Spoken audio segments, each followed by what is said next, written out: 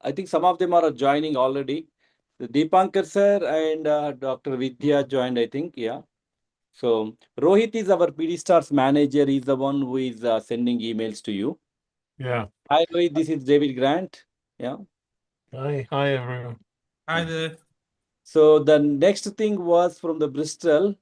I missed the Bristol Boston course, and the other day I saw in Rome Peter presenting the Bristol Boston course photo with the Joe Heggett in it. Yeah, that's right. Yeah. Yeah, Joe So Hegarty was a registrar in Bristol when I that first time, met her. yeah. Yeah. Yeah. So then what I did a TLHP from University of Bristol, the education degree. Yeah. So for that, my project was step up to register neonatal competencies through simulation. So Yeah. which is essentially step up register for pediatric, which you do I remember that. Yeah. the Bristol one. Didn't you do So that with Maria Tasmarcus or something? I did with you, yeah, with you, and also I was like on the faculty side, I was with you, and Yeah. Steve was there. Is that Steve?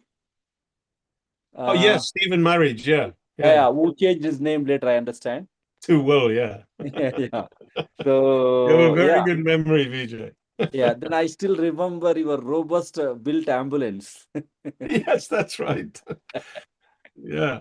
And in Oh, yeah. 2010, we took it to Madrid. Yeah. That ambulance that we built. Oh, Yeah. okay. Okay. Yeah. Yeah. So yeah. So well, yeah, Pat Weir tried level best to convince me to go to PICU, but I did not. She Yeah. retired now, isn't she? She is. Yeah. She lives in Scotland now. Beautiful Okay. house Okay. on the Okay. coast of Scotland. Spends a lot of her time in Malawi now, actually. Okay. And Yeah. okay. She Okay. she James. works at the Lady, what's it called? Lady of Mercy, yeah, something like that Okay. in Malawi, Malawi. yeah, yeah, Mm. in the Is Longwe, James there? just James, outside. James, James Fraser? Yeah, Is he so there? he's retired earlier this Oh, year. he's retired. Yeah, Oh, him and okay. I. Well, so funny. I'll mention to him tomorrow. I'm going cycling with him tomorrow. Oh, okay. Say hello Yeah, to him from my side. yeah. I don't know whether he remembers me or not, but I'm sure he will. Yeah. and who is the other one? My supervisor, Schindler? Oh, Margaret. Yeah. Margaret Schindler, yeah. Yeah. Yeah. Yeah. Yeah. No, gosh, she's retired almost, feels like 10 years, but it's probably not quite, maybe Yeah. 5 years now, 6 years. Yeah. Yeah. She That went time back to itself, Australia. Yeah. okay, that time itself she wasn't doing very well from wealth point of view, if I That's remember. right. Yeah. She had some health issues. Yeah. Is Sarah still there? Sarah? Sarah Goodwin? Sarah Goodwin, Goodwin. Yeah. Yeah, yeah. Yeah. She's still here. I when I came to is that Glasgow? Yes, when I came to Glasgow IPSS, I did visit Bristol. Yeah. So I just went. Pat, we are on duty. That was Sunday. I just said hi to her. It was 2016, I think. Yeah, 10 Yeah. years ago. 10 years ago. Yeah. Wow. Yeah. So what's your son studying in Milan? So he's going to do international economics and management. Oh, fantastic. So he got Is he, yeah. is he speaking So Italian fluently? no, he's learning now. But the medium of instruction in the at the uni is in English. So, but he has to learn Italian for living. Yeah. So we made few friends in the last trip. So you know Luca? Oh, yeah. Marco De Yeah. Luca. So actually, he helped us a lot, and I Yeah. met Luca. Luca came to SimNEST twice. So Luca sort of helping, yeah, last few months, and in Rome also we actually stayed with him too.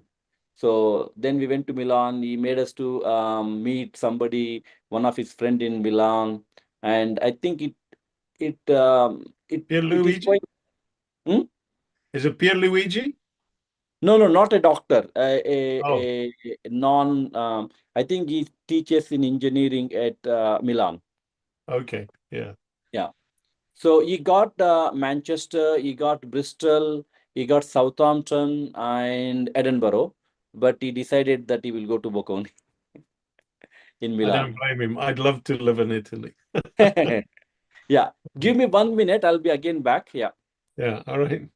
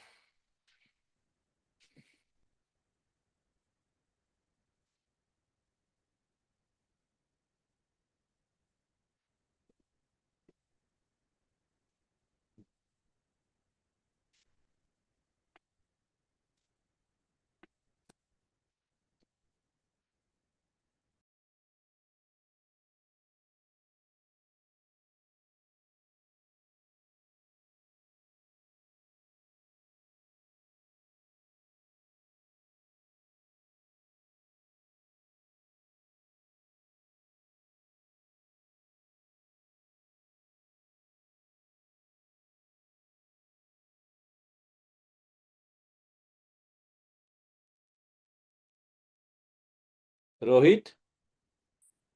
So can we put in the group that please join? Yeah. Yeah. Can I say it again? Sorry. Shall we just say in the group so that Yeah, sure. I'll just put a screenshot there. yeah.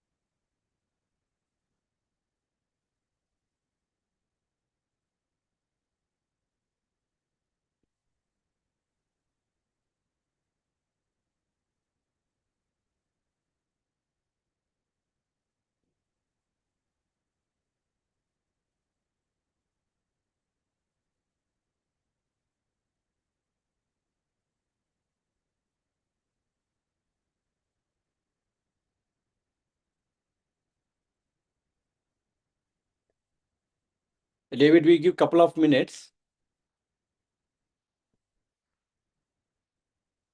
Yeah, that's fine. Yeah. Peter, just tell me when to start. Yeah, Do you want yeah, me sure. to start sharing my slide, or at least the beginning? Then we can just start. I'll leave it like it is for now. Don't worry. Yeah, yeah, fine.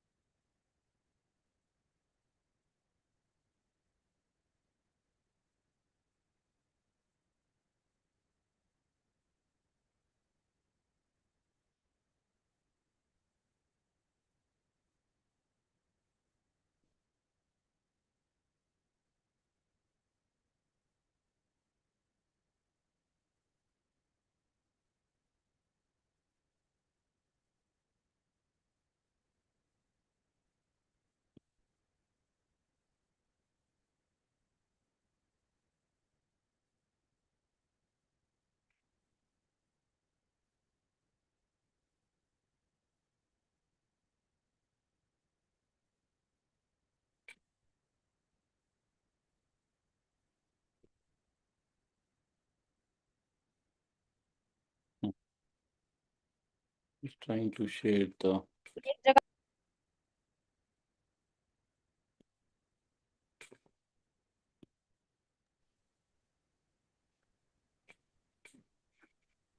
PJ, if you look at the bottom of the meeting screen, Yeah, there should be a share thing there. yeah, I'm doing, but I'm getting only.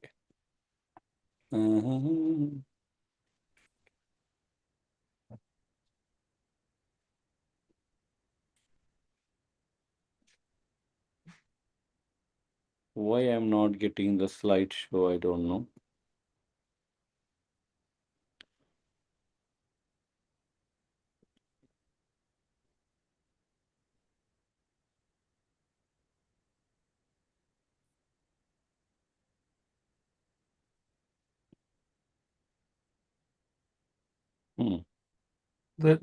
Just go to the bottom. You see that next to the little book icon to the right? Book icon to the right. Just go You down mean with your cursor a little bit. There's a little, it looks like a little screen. Usually that on the on you the mean on window that the, you're sharing at the moment. Yeah, it looks like your PowerPoint slide.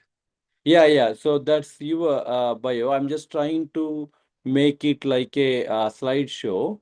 Yeah, so at the bottom of this window, you see Okay. it says comments. Bottom of the PPT slide. Comments. Yeah. No, sorry, at the bottom. But at the bottom, you see where it says click to add notes? Click to add notes. Yeah. Below that, there's a banner.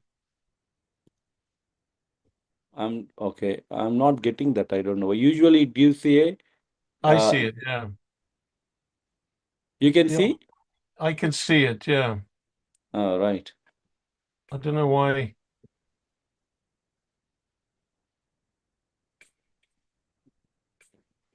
It doesn't allow me to do that.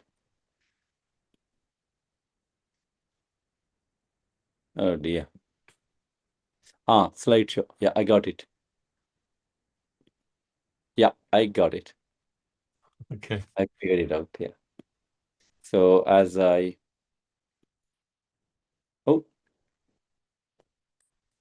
fine. I think we'll start. I'm just seeing who else is there. Okay. So good evening, everyone. So today it's my privilege and the pleasure to introduce the speaker of the SimNEST, who is Dr. David Grant. So I know David for the last 17 years, probably. I was his trainee. That was a long time ago. He's the man who introduced the simulation to me in Bristol. So I did not know what simulation was at all. And interestingly, funny enough, the day I relocated to India, he was in India. That was 2014, September 11. So he's the one actually physically introduced to me to the PediSTARS. So, so funny enough. So, David is a consultant pediatric intensivist at Bristol Children's Hospital and very astute clinician. And then his passion, of course, clinical care in looking after the critical children, but the another passion is simulation. So, and David is one of the pioneers in the pediatric simulation, but his name is known beyond pediatric simulation across healthcare simulation in the across the globe. And currently is the director of simulation and interprofessional education at Bristol Medical School, and a pediatric intensivist at Bristol Children's Hospital. And as you can read through, and he is very internationally recognized a thought leader in simulation-based education, and he has several publications to his credit. And one of his area of is to ensure and to enable marginalized communities to establish the local sustainable simulation infrastructures that enhance the safety and quality of healthcare delivery through the simulation. With the he strongly believes this building the strategic pillars of education, quality improvement, clinical governance, and research to use simulation for that. And David has done some phenomenal work in African countries and always is there for PediSTARS to help. We also did a project last year, if I remember correctly, SAFE. So, but I'm sure you all eager to listen to David. And I don't think we can have any better person to talk about establishing the resilient teams in a complex adaptive systems through simulation. So thank you, David. First of all, we have to thank you on behalf of PediSTARS to accept our invitation and talk to us. I'll stop sharing, David, then you can over to you. Thank you very much, Vijay, and thank you for that very kind introduction. It's a great privilege for me to address a community that remains very close to my heart over the years. Even though the only country I've ever been deported from is India. I'm so sorry. That's a story for another time. Yeah. Anyway, oh, it's exactly what I don't want to. Sorry, let me just make sure. It seems to. But don't worry, you have a friend who was deported recently from Delhi, David Khan from Italy. Is that So I'll right? share the story later. So there's something to do with the name David, I suppose. Yeah, it must be. I'm not sure why, but it's not. This is what happened Oh, you before. did play earlier. Sorry? I did see your slides before. Yeah, I you know. shared. So I don't. I'm just going to stop again and Yeah, no just issue. share again, and let's see if I can fix that. I think now, hopefully, I'm just seeing whether. see. Can you see? We can see. We can see now. Okay, perfect. So yeah, thank you very much for asking me to speak about one of the topics I'm very passionate about, And I wanted to start the conversation this afternoon by just introducing the problem as I see it to you. So many of you will be familiar with this publication, To Err is Human, and the data from it, and there's quite shocking data in terms of avoidable healthcare mortality related to individuals just accessing healthcare. And this data, of course, comes from America. And in fact, the thing that always in that report strikes me most is that across all of its all causes or all comers, after heart disease and oncology, healthcare related mortality is the highest cause of mortality in the US every year. And it has remained that way. Now, as much as we like to, or at least occasionally sort of tease our American friends, it's not a problem that relates purely to the US. And I think it's, in my mind, the pandemic that we haven't yet addressed. And so this paper, which now is quite old already, so this was published in 2013, so almost 14 years ago, by Ashish Jha, where they looked at healthcare mortality at a global, at least what has been reported related to unsafe medical care, as they put it in their paper. And so what they said is that annually, as far as the data they could collect, there was about nearly 43 million adverse events per year. And what that meant to those individuals is that 23 million disability adjusted lives were lost per year. And in my mind, that's much more than COVID ever took. And yet somehow we're not jumping up and down about it. Now, of course, it's not that people are not doing anything about it. There are more safety initiatives that you can shake a hat at. Literally every day there's a new initiative. But the problem fundamentally with healthcare, as I see it, is that these things address the symptoms rather than the cause of why these things happen. So just because somebody has a surviving sepsis campaign in the hospital doesn't mean that other issues, say, for example, being short-staffed or not having resources, doesn't mean that other things don't happen. And so I think we've been focused at trying to resolve the symptoms of the problem rather than really understanding the problem and trying to help our healthcare teams to address those problems on a daily basis when they go to work. And so when you look at the 5 ages of safety management, and I want to reassure you, this is not a patient safety or a safety management lecture. I just want to give some context to the points I'm going to make later. But so if you look across that, we're now probably, or we are now in the 5th age, which is often referred to as the adaptive age of safety.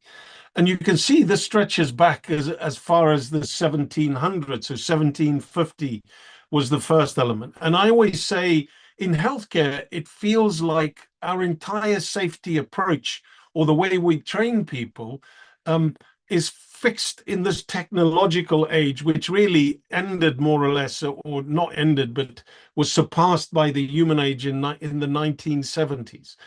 And in the technological age, it's that bit which you might recognize where when something goes wrong, we try and find the cog, which often, bless them, is the human being who made a mistake. And we try and solve that mistake by training it, by restraining their ability to vary from what they've been taught. And we put in protocols and guidelines. And the entire focus is to treat the human like a cog in the machine and reduce their variability. And what I should say is that none of these safety management ages replaces each other, but it's a different nuance as systems develop over time. So the technological age classically was where machinery started being produced, and so or when steam was discovered, I guess in the earlier years, and things started becoming mechanized. And then as machines became safer, then when the safety management folk looked at it, oh, we can't explain it because there was something in the machine that's wrong, so it must be the human.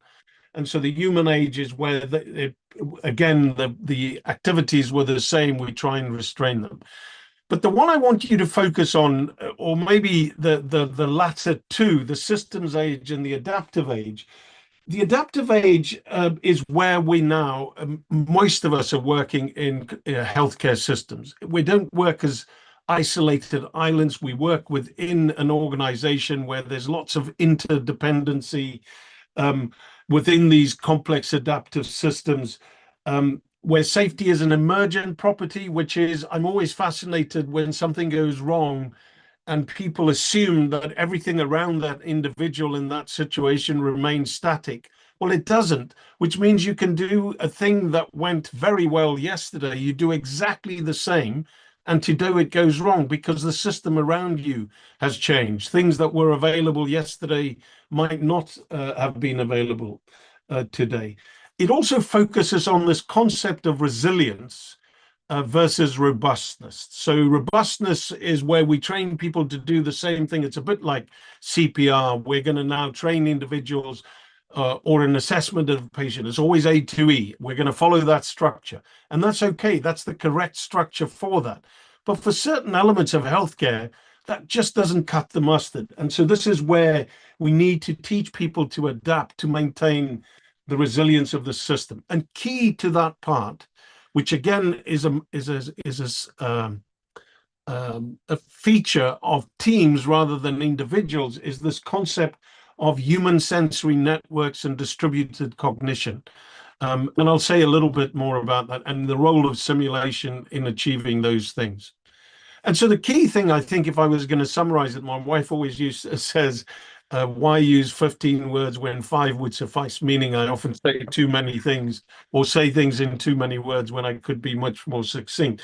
But if you look at the first 4 ages, they really seek to find and control a problem.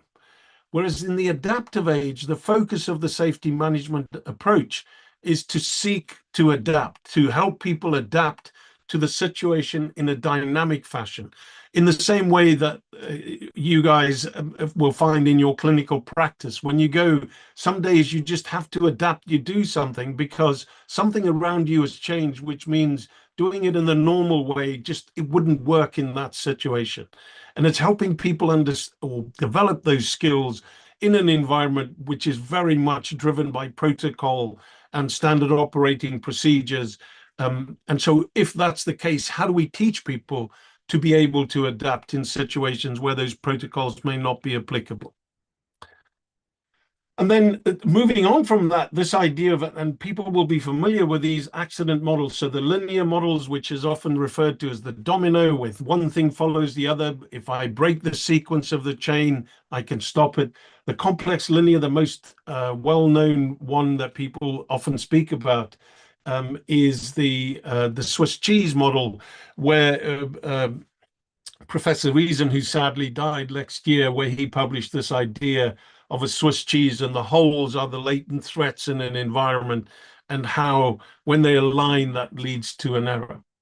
Well, the final one I want to introduce to you, which is often lesser known, is this idea of complex non-linear, or this emergent causes, which means that a specific set of conditions at a specific point in time combines to lead to an outcome. And that tomorrow, that set of circumstances is likely to be not the same. And so therefore doing the same thing every day is not going to necessarily always lead to an outcome. And the person who's most written about this is Professor Eric Hollnagel. And this model that I'm showing you, this very confusing looking model, called the functional resonance analysis method, is a way to look at the interactions within a healthcare system. So each of these hexagons that you see on the screen are effectively a function that an individual performs within a task. And the different tasks are linked by the colors, and these lines show how they relate to each other. Not important to look at it in too much detail, but what I want you to appreciate is that each of these hexagons has a set of criteria that determines how it functions. So, for example, for somebody to perform a particular task, they need a particular input or something that feeds into performing that task. There's time, there's controls, preconditions, resources that's required, and then that leads to an output which links to another person's input, if you like, or something that they need to perform. And this speaks to this idea of distributed cognition. So we train individuals as isolated groups for the most, not as interprofessional groups. And so we can perform our task we can perform particularly well, but we don't understand how our task relates to our colleagues' task, which are all part of the process of looking after the patient. And so understanding how the interplay between those tasks and how I could potentially adjust my function or my task to help the person next to me to perform their task better, and vice versa.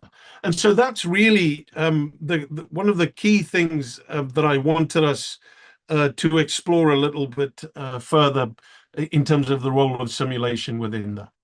Before we do that, I'm going to ask you to, and let's see if this works. It's always, I checked it beforehand. If you wouldn't mind, either use your web browser if you have one, or your phone, just to scan the QR code. And I'd like you to sort of just, in a short sentence, just answer. I'll put the QR code on the actual screen as well. Let me just get that up as well. Yeah, so you can see it there. So if I asked you, what's the difference between a group and a team? How would you describe that to somebody in lay terms? It doesn't have to be, just your understanding of the difference between a group and a team. If you're able to access the Mentimeter, if you wouldn't mind just clicking the little thumbs up thing so I can see. Yeah, we can access. Yeah. You can access. Perfect. Thanks, Vijay.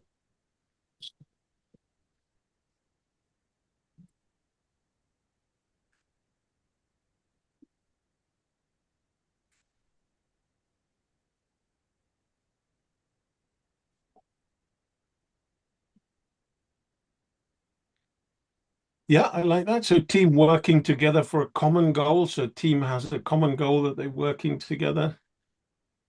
Team has the same goal. Yeah.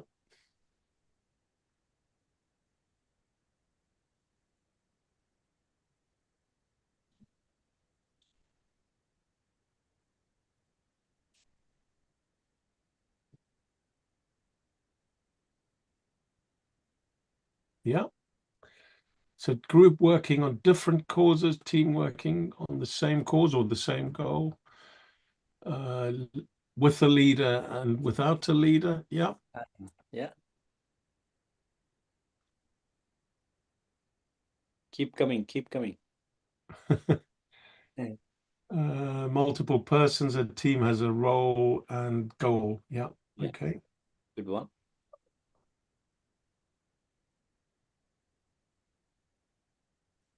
Okay. In the interest of time, I'm going to move on. I'm slightly oh, there we go. Team needs coordination to achieve a goal. Group. Yes. Okay. I like that. Thank you. So in fact, not surprisingly, you guys have captured it very nicely. I'll show you the textbook definition. So a textbook says that a team is two or more individuals, and here's the important part, with specified roles, interacting adaptively and interdependently. So a team is always dependent on each other and dynamically towards a common valued goal. And the key words that I try to is here, so specified roles, but we're dependent on each other. It's dynamic, so it changes over time, and the common goal, which many of you have highlighted. And then, of course, a group can achieve this goal through independent working. In fact, sometimes they work in different parts of the world. They never see each other. And there's no real requirement for real-time coordination of the tasks because the tasks are almost disconnected. They're not this interdependent dynamic. And so the key for me is that in healthcare, I think there's an under recognition of this interdependency, the dynamic nature of that. The common goal and the roles are often appreciated, but I think people underappreciate that the very specific roles that they play and how that depends on their colleagues, as I tried to show you in that Fram diagram. So if I asked you then, and again, it's the same as you should be able to be in the same, I'll put the QR code up there just for a moment. if I were to ask you, what are the characteristics of a good team? What for you would be, if you had to describe to somebody, what would you say? What needs to be present for that to be identifiable as a good team?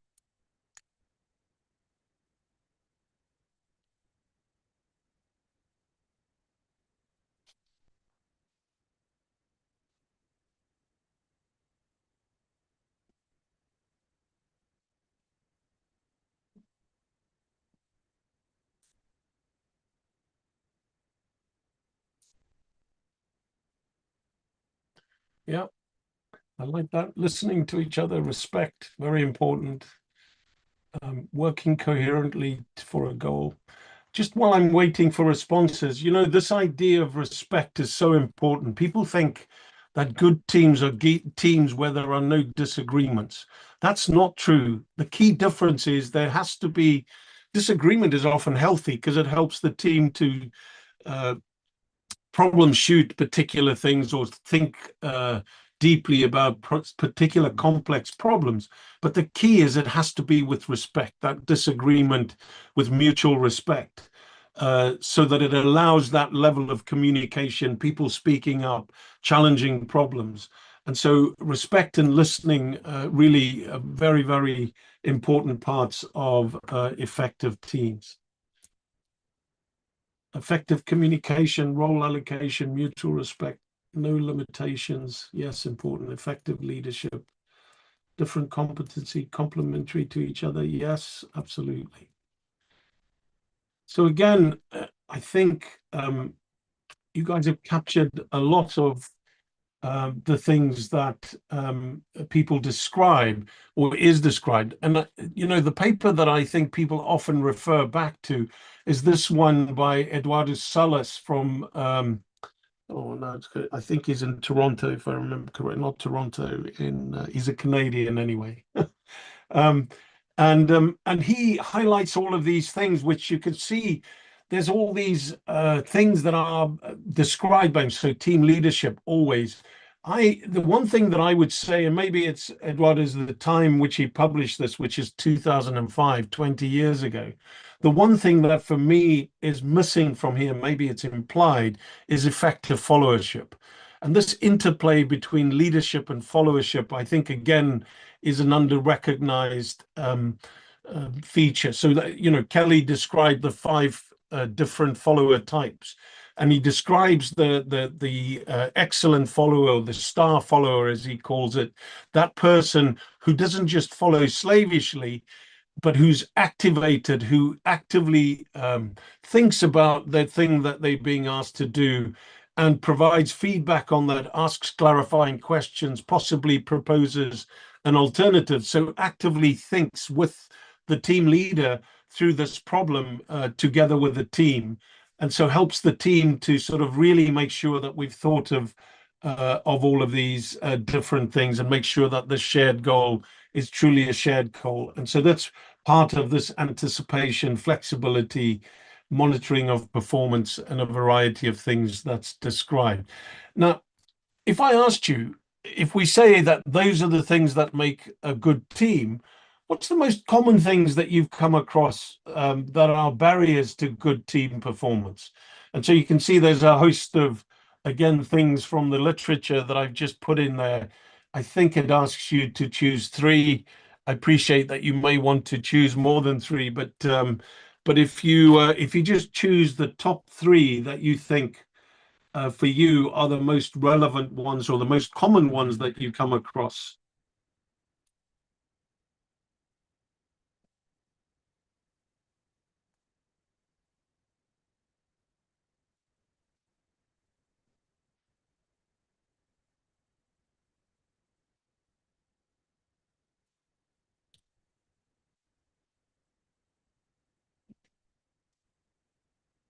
Okay, poor communication, role clarity, psychological safety, poor information sharing. Yes. Lack of role clarity there. So, yeah.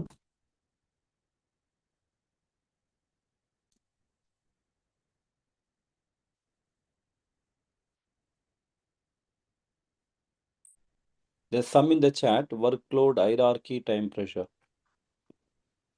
Okay, yeah, thank you. Oh, somebody's put it in the chat. Okay, thank you, Vijay. Yeah, I think the secret, of course, is, as you might have guessed, each and every one of these are factors that might significantly impede a team performance.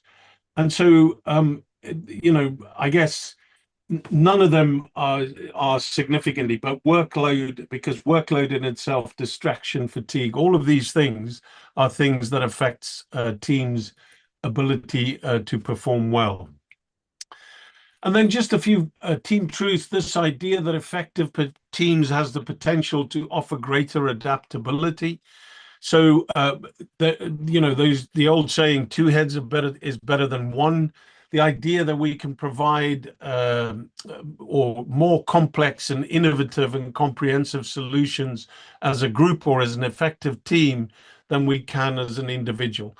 And I think particularly for me in intensive care, I'm always struck by how when I discuss a particular problem with a colleague who may not be an intensive care physician, their renal physician or something else, they bring a different perspective that helps me or reminds me of a nuance that I might not have considered. And so that idea that you can have these conversations in the larger teams, including nursing staff who often bring a very innovative perspective on particular things that we want to solve.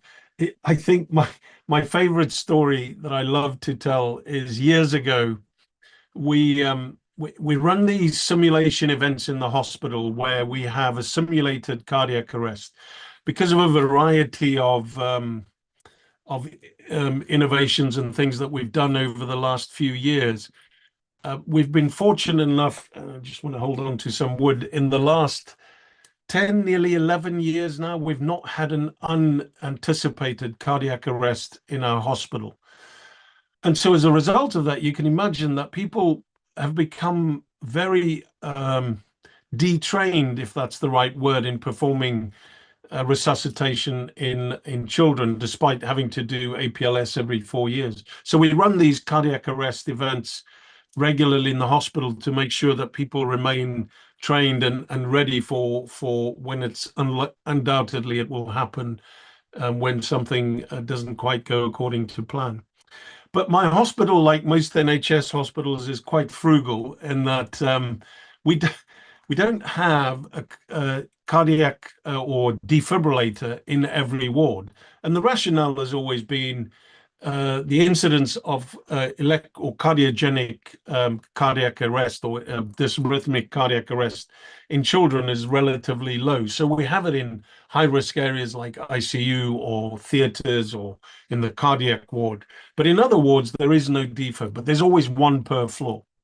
And so in this particular one where we ran a child with an cardiac arrest with an arrhythmogenic cause for it, there was quite a delay for the ECG or the defibrillator to turn up. And we were debriefing and trying to understand how we can improve next time. And then one of my, who's now a good friend of mine in the hospital, one of our porters, Lee, and I always tease and say there are very few people in the world who call me Dave because I'm one of those people who's a David, not a Dave. But Lee always calls me Dave. And Lee said to me in the middle of the debriefing, he said, hey, Dave, what if next time, because our porters come to the arrest in case the child needs to be moved to ICU or elsewhere. So he said to me, hey, Dave, what if next time when I come to the arrest, I swing by where the defibs are because I know where they are, and then I'll bring it to the arrest while I'm there because I don't need to be there first. And the entire healthcare team or the entire healthcare professional teams are, oh my God, we would never have thought about that problem. And so my point being, whenever you're doing team training events, never exclude the members of your team that you don't perceive traditionally as part of the healthcare professionals, because they are part of your team that helps you deliver healthcare to your patients. And they will think of solutions that none of you will think of, and will help you solve problems that that you wouldn't be able to solve otherwise. So Lee always laughs when people ask him about this, because I use this story quite a lot. It's a classic example of that principle. And in fact, failing teams have far-reaching effect, because that failure for the team processes affects the team effectiveness. And so a team of experts, again, does not make an expert team. People need to learn to work together within teams. Just because you're the best, whatever it is, cardiac surgeon, intensivist, cardiologist, whatever, in the world, it doesn't make you a good team member. You need to work and practice how to work with people within that team. And then the last bit, I think, is on so many bumper stickers that, the value of the whole is greater than the sum of the parts, but it is nonetheless a team truth. In terms of the team performance, there's a group of factors, and I don't want to spend too much time with this because I'm sure that most of this is very familiar to you. But the idea that team performance is made up of a number of things. So first of all, it's individual skills. So these things like leadership, followership, situational monitoring, problem solving, and decision making. And the astute amongst you will realize that, hang on, some of these things, and communication, of course, centrally, are things that are not just individual skill sets or non-technical skills, but also skills of a team. And so there's a thread that runs through. But in the first instance, and I always laugh when we talk about team performance and nobody mentions the fact that somebody needs to be able to be competent in the task. And, I always say we could be the best team members in the world, but if nobody's competent, we're stuffed. We're not going to be able to perform the task. So those kind of things, really, individual skills does matter. And then, of course, there's the teamwork skills part of it. So this idea that, the things that you guys mentioned, leadership, the leader being the person that has to coordinate the team's actions, allocate the roles, set a standard of practice that's expected, so the team, sharing the mental model, the goal of what the team's trying to achieve, so everybody's clear. This idea of mutual performance monitoring, the idea that I need to, within my team, build in an ability for my team members to monitor my performance whilst we're performing a particular task, or, the other way around, where I'm going to watch them and make sure that because they've tired or something, when they do something that could be prevented, I can speak up and help them. It also means that when we, and I don't unfortunately know how many of you are physicians and how many are non-physicians, but one of the physician's diseases, we ask for things like God is magically going to make it happen. And so the poor nurses are there trying to implement the 5,000 things, particularly in a crisis, that we've asked for. And so they completely overrun with tasks and task loaded, whilst the rest of us are stood there waiting impatiently for it to happen. Well, this is where the team needs to say, well, hang on a minute, we need to adapt. There's too many tasks for them.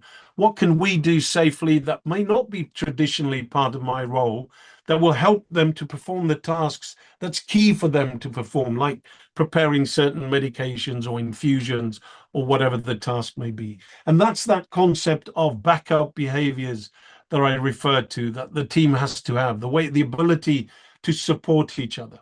And then finally, there's this idea of what is referred to in the literatures as the transformers.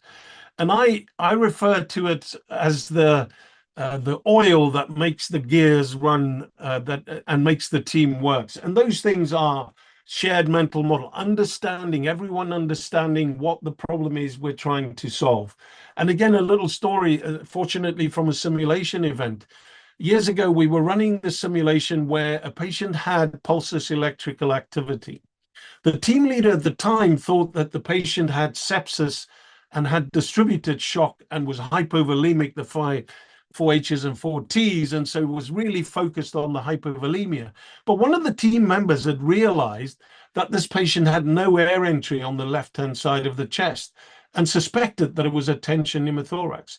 But at no point did they speak up to the team leader, and at no point did the team leader ask the team whether they were happy that what we were dealing with is sepsis and hypovolemic shock. And so as a result, this person kept asking the nurse for a cannula, was a little baby mannequin, And so they gave him a yellow cannula, 24 gauge, and he kept looking at it and went, "No, I want the other one." And then the nurse just handed him the same cannula because he didn't verbalize that he was trying to do a needle decompression. So imagine if that team leader had said to the team, "Hey, team, I think we're dealing with pulsus electrical activity as a result of hypovolemia. I think the patient has sepsis. Are you all happy that that's what you're seeing in front of you?"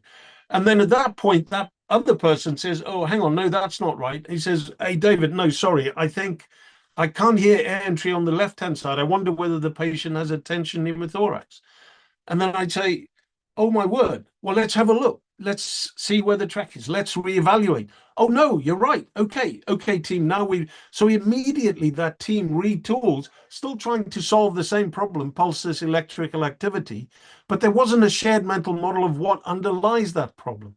And so that I cannot underscore that enough. The ability for a team leader to lead a team, ensuring that the team helps them make sure that his or her mental model is correct, is a vital part of an effective team. This idea of mutual trust, knowing that sort of my team members are going to be there for me. They're going to have the backup behaviors. If they see me doing something silly, they're going to tell me and alert to me that I'm going to do that. And then, of course, central to all of this, effective communication. Lots of things really that I'm sure is no news to you, but just the importance of why that matters. And so when we do all of those things correctly, that leads to a shared mental model, mutual trust, team orientation, and a team whose performance is adaptable, accurate, productive, efficient, and safe. And so really just important to sort of focus on those particular elements. And people are not always naturally good at those things because they've never been taught that, or they've never practiced that as a team. And so as a team, practicing those behaviors and those things, it's really important. And simulation is a beautiful tool for an interprofessional team to practice those things together and set expected behaviors through that. Now, the other part of this, of course, that surrounds this individual skill and the team is the system around the individual. And again, I think in too much of our education, we underestimate what the impact of that is on a team's performance. And there are gazillion models out there. One of my favorite models is this model. It's the model by Holden. It's now the SEEPS Model 3, which I'll show you briefly. That's been described as systems engineering and patient safety. But for me, what this does, it gives you a framework to understand the environment around you and the processes that leads to the outcomes for your patients. And so if you look at the work system, that's our work environment. And so there's organizational factors, tools and technology, tools that how many times in pediatrics do we have to work with a piece of equipment that was designed for a 100-kilogram adult, and we have to somehow work around and make it work in our environment, and the risks that bring. The tasks that we're doing, is it a complex, unusual task? The person and or persons, which is the team, the individuals, the patient, the family, and then internal environment factors, and then external factors. If you think the biggest recent external factor for all of us that have affected our ability to perform our tasks, I guess, was COVID, for example. How did that impact our healthcare systems? And then once we understand the work systems, that then has to lead to a set of processes. So the work that we do as a professionals, the work that we do and the patient together, and the work the patient has to do on their own. As I always tell my medical students, you can be the best doctor in the world, but unless you help your patient understand the importance of their role in their healthcare journey, you can describe the best medication in the world. If they don't take it, they won't get any better. And so it's really important that we understand the patient work, the patient collaboration with the patient and their families, of course, for us in pediatrics, that lead to these outcomes for patients, professionals, and organizations. If you're interested, there's a lot more detail written about that. But it's important to understand this concept of a work system as it relates to our topic today.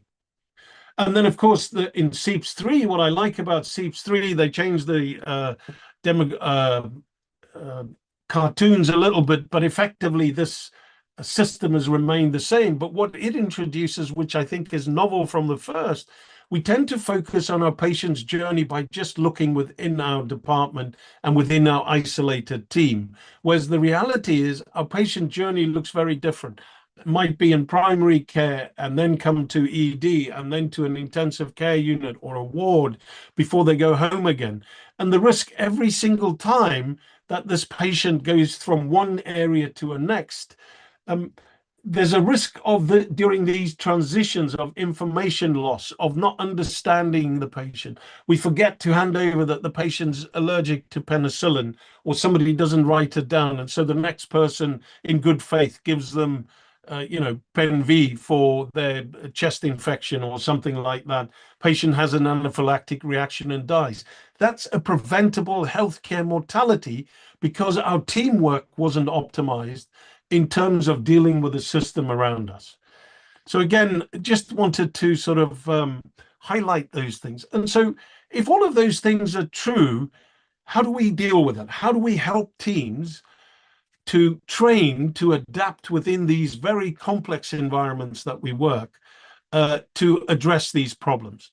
And so to understand that, the first concept I wanted to explore with you is this idea of systems resonance, right? So in the 1970s, Holling, who was an ecologist, described this cup and ball model. I don't know if you've come across it before, but Holling said that when we look at a system, so a system could be, you could put anything in there. This could be a patient's condition of stability. It could be your department's ability to deal with a patient flow that you're experiencing.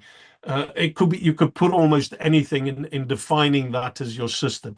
But let's assume that this is, I guess, my example, my intensive care unit, or ability to deal with the 18 patients that I have in it. And so the first thing that Holling said, he said, okay, well, what these things are, if you look at these thresholds, they described as the latitudes, as he put it. And so this is where the ball can deviate throughout the system up to a point up here. But when it crosses over here, the ball falls out the cup and the system's resonance or stability has been exceeded. The next thing he described is the resistance. How easy is it for this ball to move? What have we put in place to prevent this ball to move so that the system gets to the edge of what it can cope with? And then the precariousness is the thing about how close does the ball normally sit to that edge of the cup. So if your department is always running at 18 patients, and at some point a patient in your hospital is going to collapse and you don't have a bed to admit it into, well, how do you deal with that? And so all of those things are the things that we need to help teams think about to ensure that they can function or keep the system resilient. And so when you look at this, what Holling said, he said, so when you get a variance or a disturbance, it moves the ball in this cup. And as long as this ball stays within the confines of the cup, not necessarily in the stable state, then that means that this is a resonant system, or the system resonance is maintained. And so what happens in normal situations described by Holnagel in 2012, he said, well, for teams to be help keep the resilience of a system, they need 4 qualities. And those 4 qualities are the following things. And so the first thing is they need to be able to anticipate. They need to be able to monitor. They need to be able to respond. And they need to learn from every care event, that's whether things have gone well or not, so that next time they can be better prepared. And when their response is sufficient, their response returns the system to stable state. I'll give you a practical example of how these 4 qualities works in practice. I'm sure many of you do this in your everyday practice. Every time I'm about to perform something in my unit that carries risk, I have a huddle with my team, provided time allows, of course, and I say to them, hey team, listen, at this particular point, we're about to intubate this asthmatic. But I just want you to be aware, I'm worried this patient might become hypovolemic because of a reduced venous return. The patient may develop a tension pneumothorax, whatever you can think of. And then at the end, I would say, is there anything else anybody else is worried about that I'm not thinking about? And so the team creates these things that we are going to anticipate and monitor. So, for example, every single time I say that, one of the nurses will say, fantastic, I'll go and fetch the chest drain box. So it's there in the bed space. Nobody has to go look for it. It also means that everybody's going to be looking out for hypotension because of hypovolemia. They're going to be looking out for a tension pneumothorax because of a perforation of the lung. All of these things help the team to maintain resilience within that quite complex and difficult environment that we work in. So not just book things, these are practical things that we can teach teams to do in everyday practice.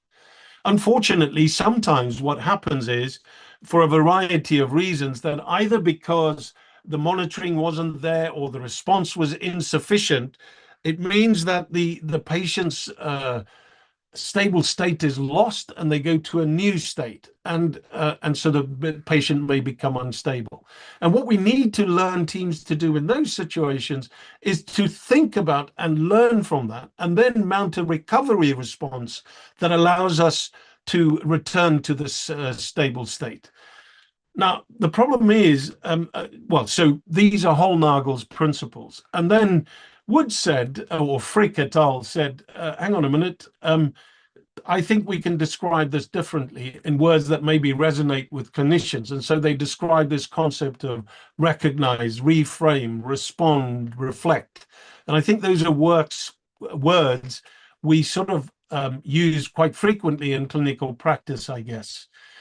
And here's the next thing. Woods then described the next thing, and he described this concept of adaptive capacity. So the capacity of a team to adapt to a particular situation. And what Woods said is, in the first instance, you can recognize, but unless you reframe or reinterrogate the problem you're trying to solve, is our mental model still the same? Then basically what you're doing is, if the answer is no, then what the team needs is first order adaptive capacity. So it's the same problem we're trying to solve. We just need to implement the protocol slightly better, or do whatever we did better, improve that, and then hopefully that will lead to a response. The problem is, if the situation has changed, then what it requires is for the team to say fundamentally, remember my hypovolemia versus tension pneumothorax situation. There needs to be second order adaptive capacity where the team says, hang on a minute, we've reassessed. It's not the same problem. We need a new thing. What we need is not fluid. We need to drain the pneumothorax. And that's the concept of second order adaptive capacity. And sadly, because teams have become so protocol driven, most of them stick to the first order adaptive capacity, which means that they try and do the same thing over and over, hoping that the outcome might be slightly different this time, and never thinking that the problem might be different. And of course, this has far-reaching effects. And so, in fact, when most healthcare systems gets designed, it gets designed with this concept in place, so base adaptive capacity. So say, for example, let's use my unit during COVID. During COVID, the intensive care units across the UK, pediatric units, many of them, particularly in London, shut down and retooled to become adult units. We became one of the designated pediatric units. And so within a week, we had to change our unit's capacity from 18 to 36 critical care beds in 4 different locations in the hospital. And so, what we did with a lot of borrowing and begging and pleading and having ventilators and everything else, we implemented, trying to do with the equipment that we had, this idea of extra adaptations, but with the same resources that we had, just stretching it a little bit. So less staff. Suddenly, rather than 1-to-1 for a ventilated patient, became 1-to-2, 1-to-3, one nurse to 2 to 3 patients to cope with the volume of patients that we had. And so as I said, that, saying resources, that was first order adaptive capacity. The problem that we had is we knew that there would become a point where we could not adapt the system anymore without fundamentally rethinking how we manage that system. And so that's what's required, is this restructuring of a system, or this idea to prevent it from getting to a fracture point where everything falls down, where you fundamentally need to rethink through second order adaptive capacity how you solve these problems ahead of you. So really important practical reasons why we need to train teams to do that.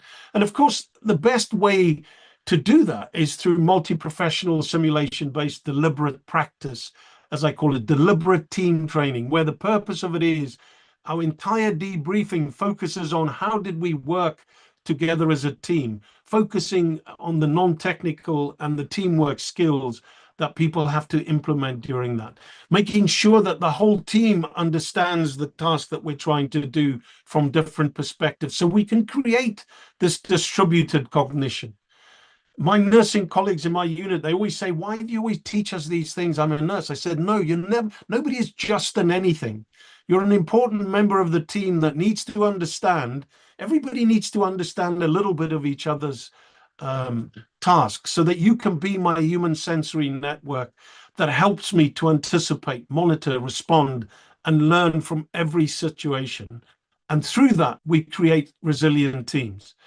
Now, of course, the reality is, and I think this is the biggest challenge for you and I, is that we need to create the optimized learning environment for that to happen, which means having simulation events where a group of physicians goes off to simulate a particular condition. We invite a couple of nurses because we're rubbish at nursing tasks, but we don't focus on their learning or their work within the team. That's a wasted opportunity. We need to align our learning teams with our working teams.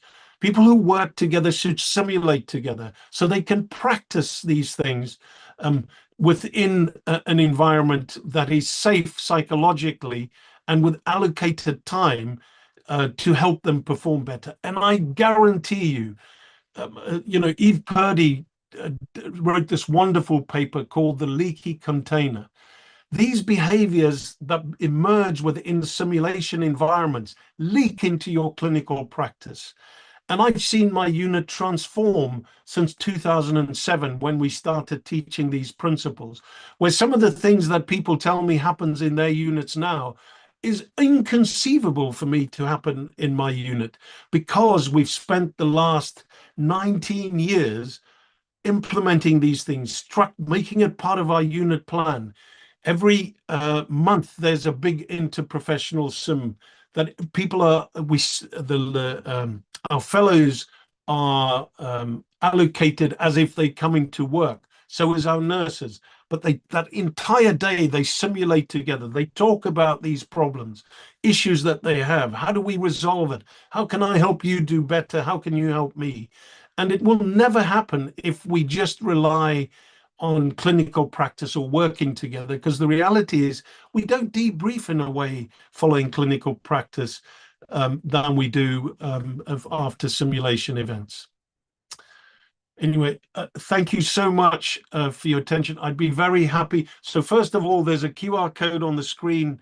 You've heard me rambling on for a while. If you think, if you have any suggestions for me of improving this lecture, or concepts that I should have addressed, or maybe things I could have done better, I'd love to hear from you.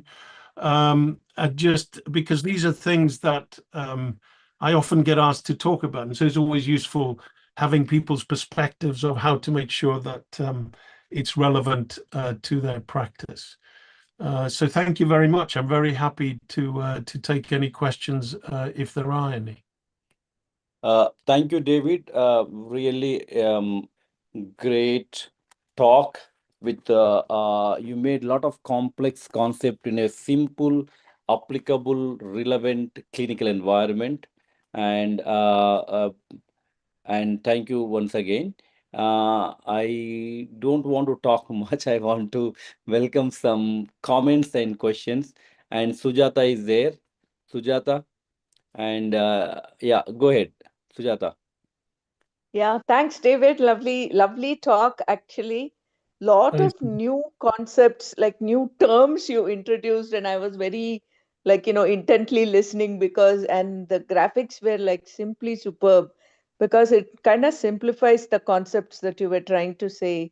Lots and lots of learning points, for each of us. I'm in the middle of like moving hospitals, and I was just thinking how we are going to do this adaptation to this new environment. How is our team performing and all of that? And I was always curious, what metrics can we like track to know whether we are doing well or not? So you introduce a lot of concepts, but I'm Yeah. just curious. Like, for example, how do I know my Code Blue team is doing well? How do I know what principles I introduced is working well?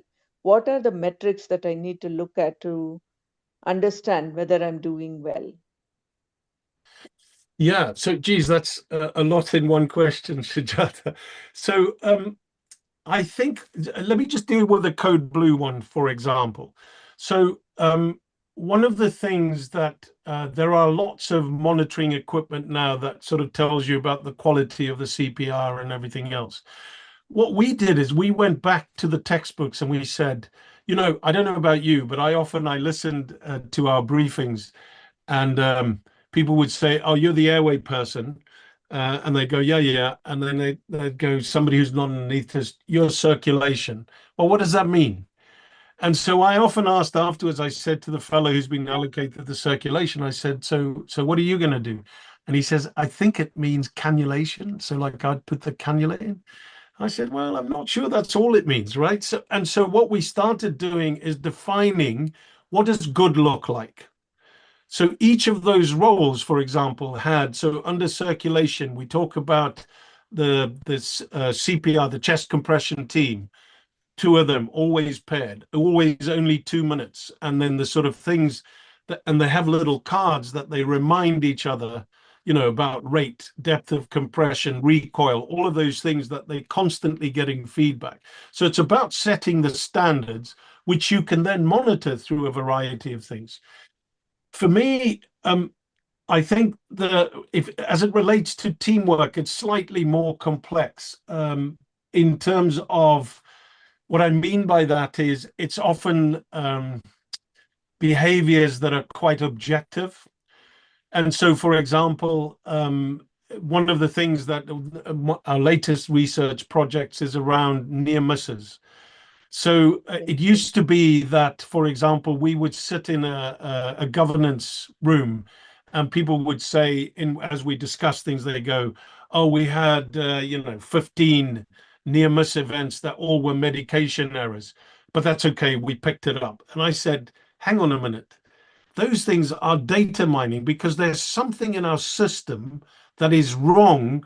That means we're constantly having to intervene to stop an accident from happening."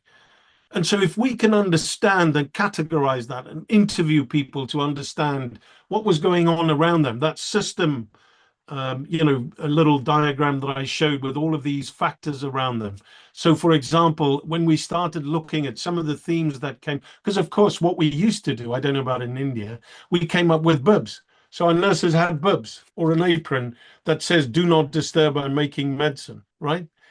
And that didn't work either because we thought that was the problem. But what the problem often is that there's a shortage of nursing staff. So the second checker ran over in the last minute and yeah, that's right, and ran off and didn't do it diligently. So it was time pressure, right? And so I think it's within your system. And what I would say, the reason I mentioned that as an example, we have a governance system in place that captures these metrics in real time. But if it's not yet in your organization, it'll be something different for you. And I often one of the things, there are some safety climate scores that's very useful. So we looked at our safety climate scores. So safety climate versus safety culture long term. Safety climate is literally like a cross section in time, how people feel, the people around them feel about patient safety or speaking up. And I think what we've seen with these interventions, we've seen that change despite having staff turnover. And now having things like, for example, we have a QI board in the middle of the unit. So anybody who's doing a task is encouraged to write on a piece of paper and say, I think we can do this better. And then once a week, we huddle around the board, we look at the suggestion, and then we say, that's a no-brainer. We should just do it. Put it in the just do box. It changes immediately. It's incredibly empowering for staff, particularly nursing staff or traditionally people who have been disincentivized by a hierarchy to speak up, suggest something, and see it immediately gets implemented. And so when you start living these values, when you then run a simulation and say to people, you must speak up, and then talk about this concept of cross monitoring, backup behaviors and everything else, they trust you to do that. And so then people start doing those things because it's just the way that we work. I don't know if I've answered your question. I think it's because there's not a simple answer, but it's very unique. It will be unique to the environment you find yourself in. So, somewhat, yes. I was just like thinking about, how do I know, in my mind, I was just looking at, what are our consistent, like I classified into a system, process, and behavior, performance type of zones. And then I was just looking at what were all the common problems that I had, how have I fixed it?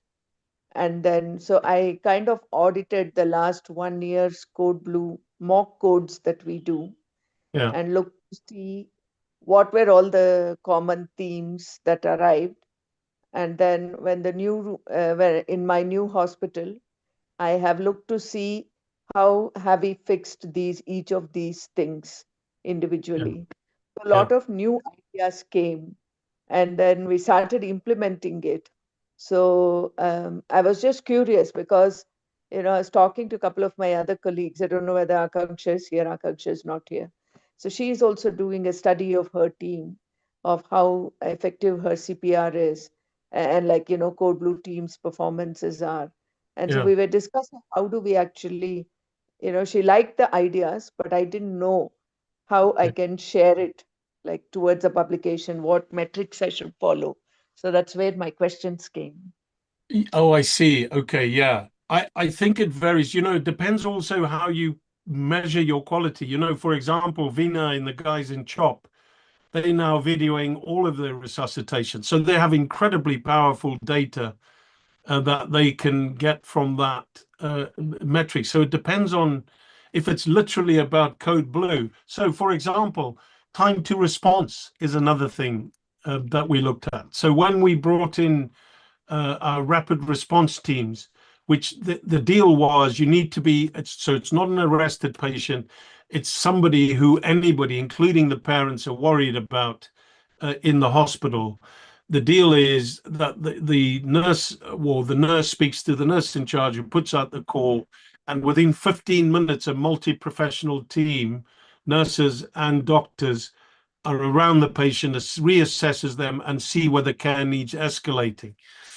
And when we started, we set the barrier or bar at 15 minutes. We found over time, because it wasn't as frequent as people, that response time is now 4 minutes, which isn't that much longer than an arrest time.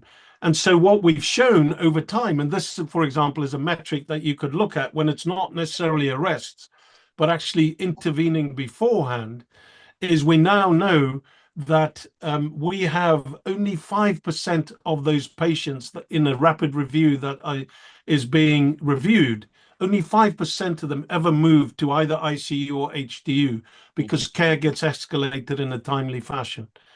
So, yeah, I think that's what I maybe didn't say very eloquently. I think you need to look at what the standards are that you set for your team and then go back and say, okay, well, which one of these can we measure in real time, that, as you said, that I can publish and report on?